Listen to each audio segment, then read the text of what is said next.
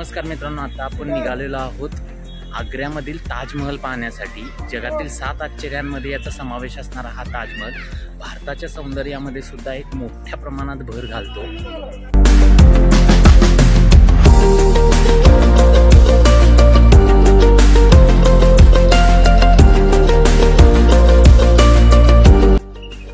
आपण कुठे निघालोय आता? ताजमहल पाहायला। ताजमहल कुणी बांधला? शहाजहान।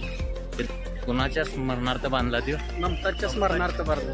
आता आपण आहोत ताजमहलच्या एंट्री गेट पॉइंट जवळ। आता तुम्ही माझ्या पाठीमागे पाहू शकता की किती मोठी गर्दी इथं झालेली आहे। प्रत्येक भारतीयासाठी इथं 50 रुपये तिकीट आहे, तर विदेशातून आलेल्या व्यक्तींसाठी इथं 250 रुपये तिकीट दर आहे।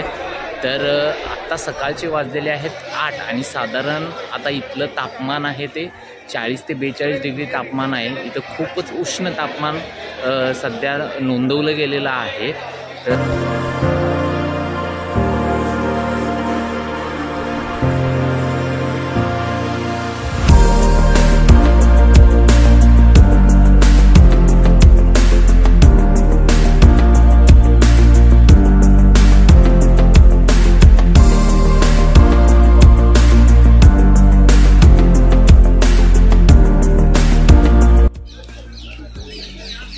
सिक्युरिटी चेक करून आता आपण आतमध्ये आलेलो आहोत।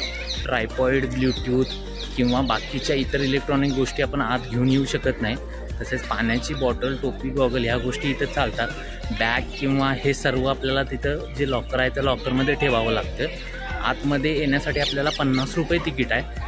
पण ताजमहलच्या वरती जर जायचं असेल, जिथं मुमताज यांची समाधी आहे, त्या ठिकाणापर्यंत जर जायचं असेल आपल्याला, तर आपल्याला आणखीन 200 रुपये द्यावे लागतात। तर एकूण 250 रुपये आपल्याला द्यावे लागतात। तुम्हाला जर फक्त ताजमहलच्या आवारामध्ये जर फिरायचं असेल तर मात्र 50 रुपयाचं तिकीट इथं आहे।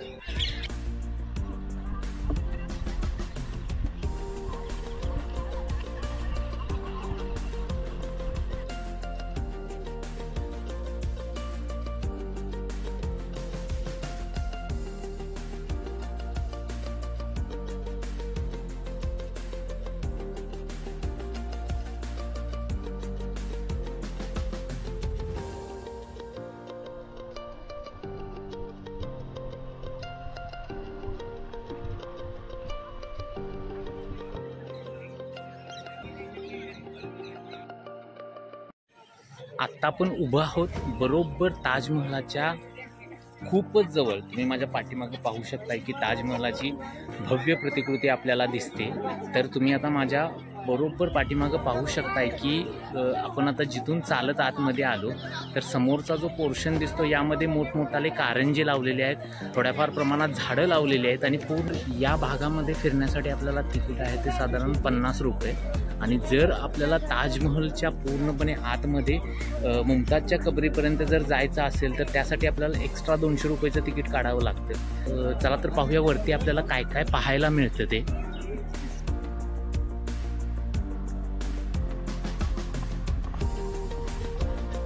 आता आपण ताजमहलचा जो मुख्य मकबरा आहे त्या ठिकाणी जाण्यासाठी निघालेलो आहोत।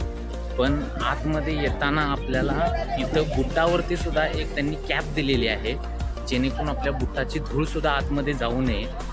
तर किती काळजी घेतली जाते या वास्तूची इथं हे यावरून लक्षात येतं। खरोखरच मुघल स्थापत्यकलेचा एक उत्कृष्ट नमुना असणारा हा ताजमहल डोळ्याची पारणं फिटतील अशी खरोखरच एक सुंदर अशी वास्तू आपल्याला इथं पाहायला मिळते।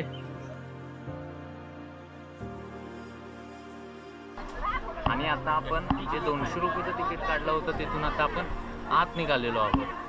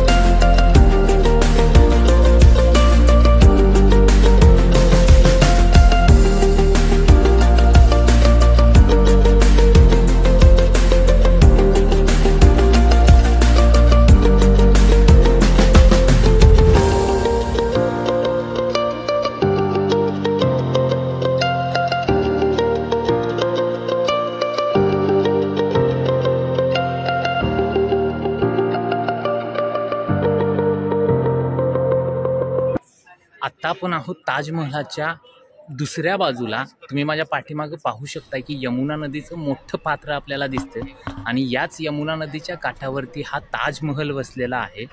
तर इथं पाहू शकताय की तुम्ही माझ्या पाठीमागं ताजमहल.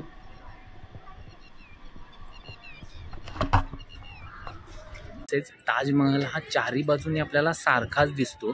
मुघल वास्तुकलेचा एक उत्कृष्ट नमुना आपल्याला इथं पाहायला मिळतो. आतमध्ये आपण गेल्या आपल्याला एक चौकोनी चौथरा दिसतो. त्या चौथऱ्याच्या आतमध्ये पायऱ्या आहेत व या ताजमहलाच्या तळाशी मुमताजची समाधी आहे.